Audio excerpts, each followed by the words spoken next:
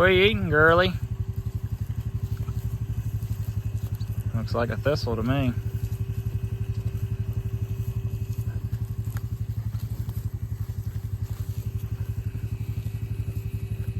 Cows don't eat thistles, do they? Nah.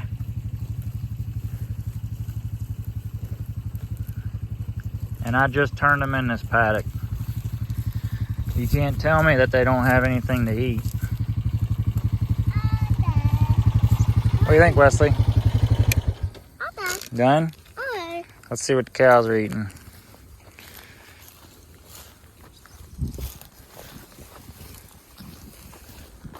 So this, we got done grazing that over there and up in the barnyard.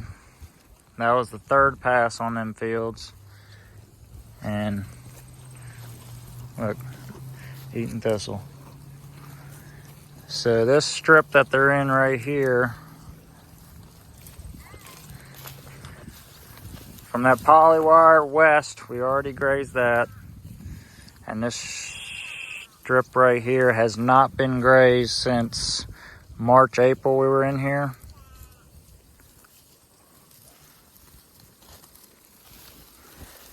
So we're getting this grazed off to give the rest of the field some more time to grow with this rain that we caught. They're pretty close. As you can see, all the green, leafy regrowth.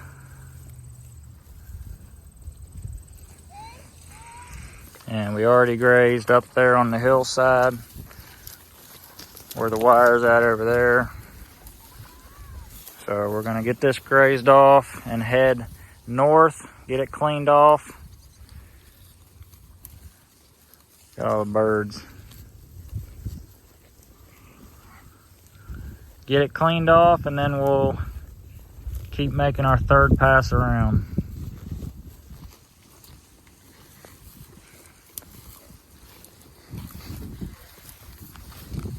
So we got some new regrowth underneath coming in, as well as all the growth that we've had from the springtime canal.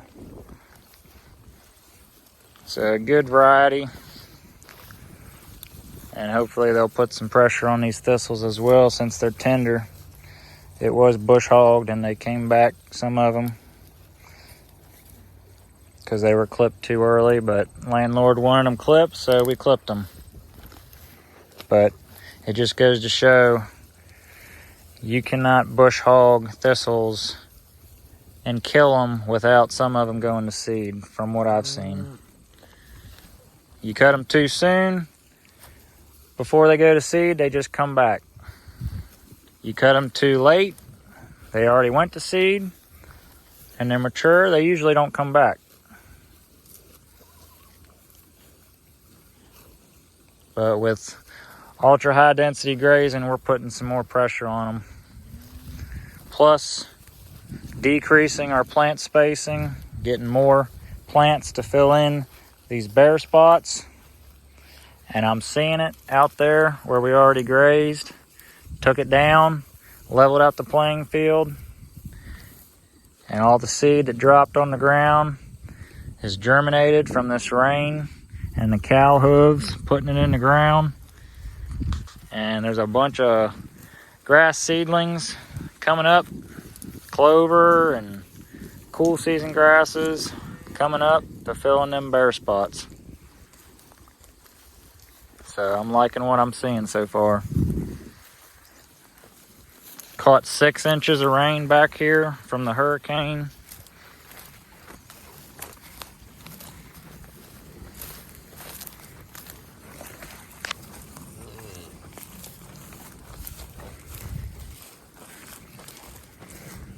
But yeah, what you're looking at is, you know, these were old hay fields, and with selective rotational grazing, I'm sorry, unless you're going to use chemicals every couple years, selective rotational grazing will not get you where you want to go, from what I'm seeing.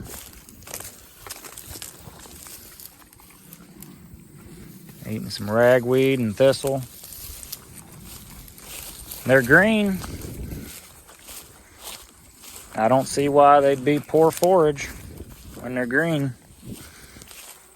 Let's see if we can go see some new grass seedlings.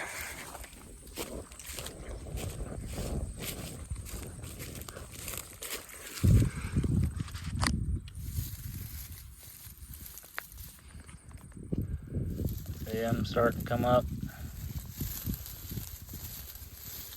When you pull it back, you see all them little grass seedlings coming up.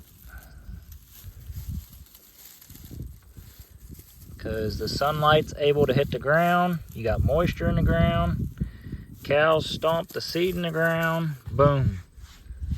It's just like row crops, planting seeds.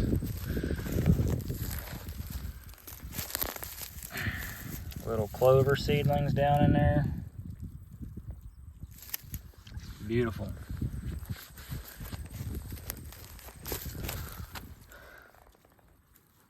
So with that said, if you want to decrease your plant spacing and increase your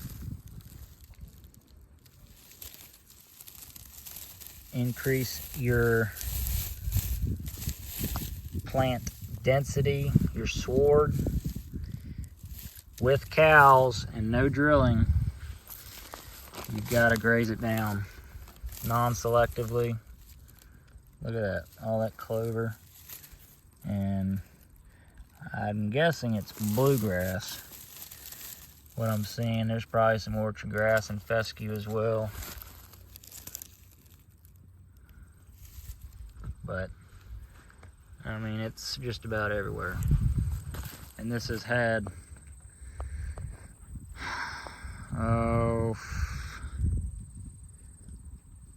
a week or two of rest out here. Because we were in there, over there for 5-6 days.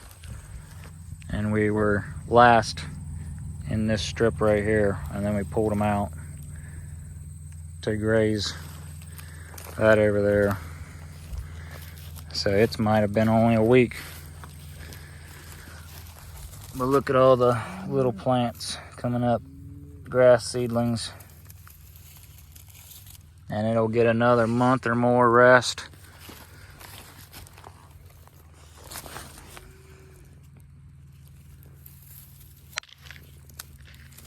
So yeah, like what I see so far. I didn't see that as much when you're tall, tip grazing. You got a lot of tall grass or you're trampling it. Because when you trample forage and it's thick, it's just like unrolling hay too thick. It kills out your grass. You get it too thick and these little grass seedlings can't come up through it. I mean, that is an awesome thing to see.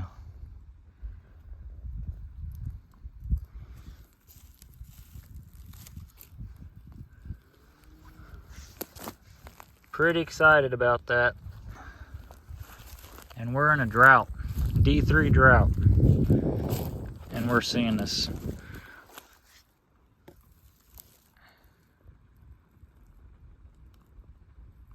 Granted, we caught several inches of rain, which definitely helped. But it just goes to show that you take it down with high harvest efficiency and give it all the rest it needs, which is key. You've got to give it rest. You come back too soon, you're going to shoot yourself in the foot. You've got to give it all the rest it needs.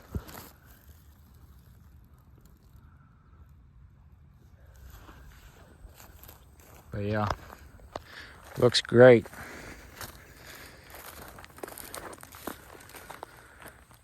And then up there around the house and the barn, up along the road to the east, that's had maybe 3 weeks rest right now.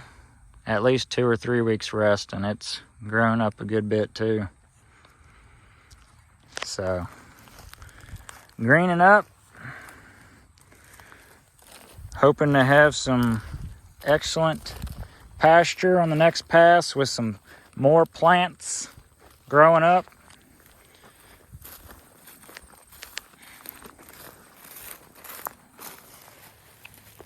Let's see if we can make an example of this. See all this tall grass? There's a couple down in there. But that's not very thick right there. I've had spots where it's even thicker and it's just too thick, and it shades out your growing points, and it doesn't allow them new seedlings to germinate and get up and get growing.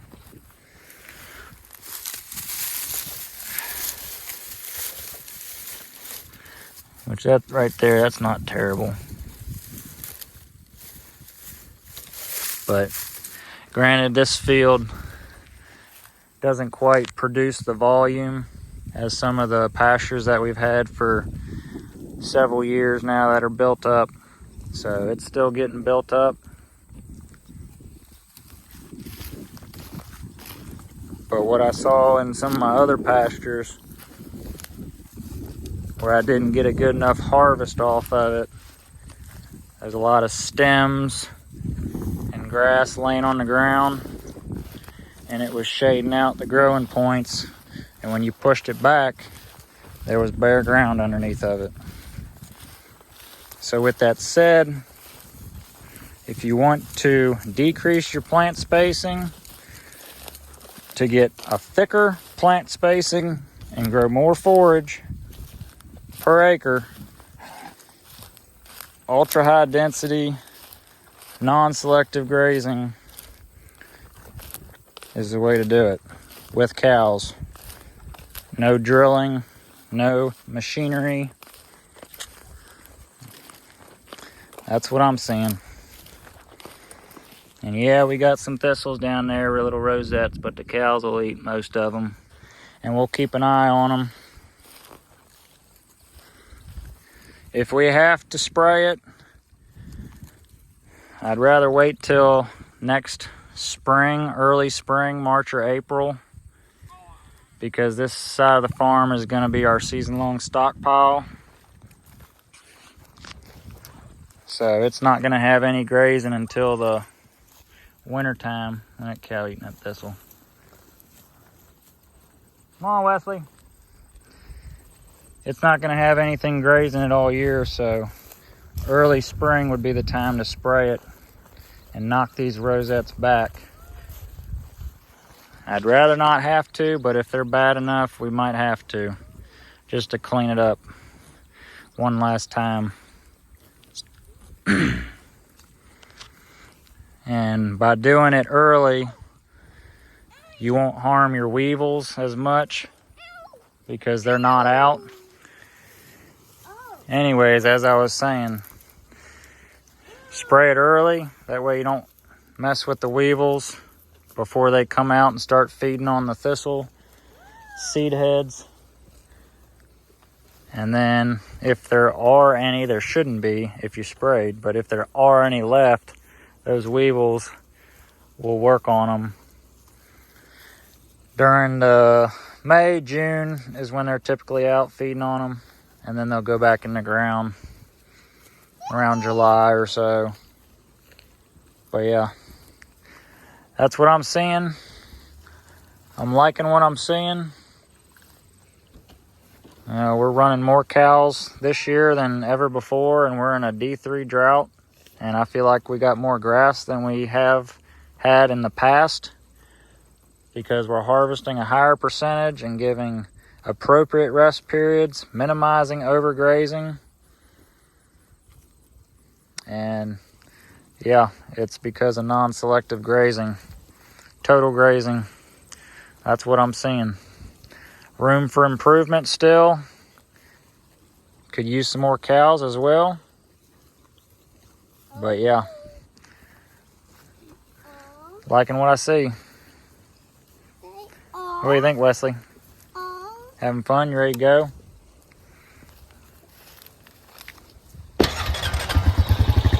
But yep, that's what we're doing, why we're doing it.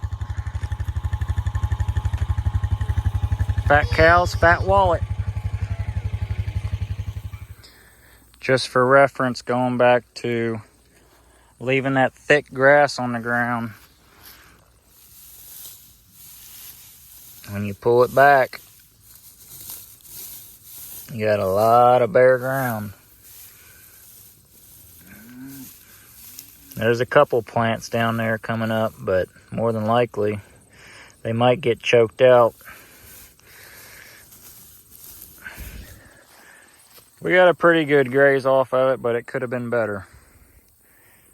When you see that thick grass on the ground and you pull it back, and what do you see? It's like unrolling hay too thick. You don't have near the plant density. Not thick enough. So, in other words, we should have grazed this. All this, should have put it through the cow and turned it into manure and got a thicker plant spacing. But this is what this group's headed to.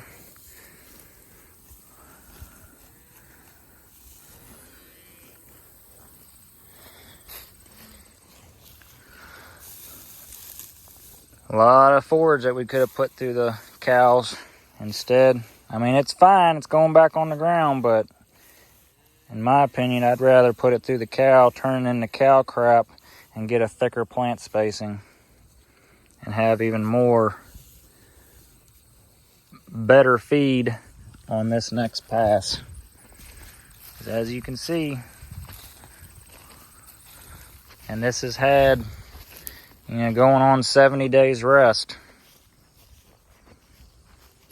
So, just goes to show, trampling's good and all, but if you're looking to increase your plant spacing, I don't recommend it.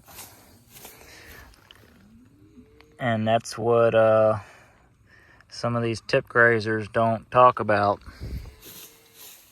that I've seen. I mean, there's not much down there. A lot of bare ground. So, what do y'all think? That's what I'm seeing. Cow pats look good.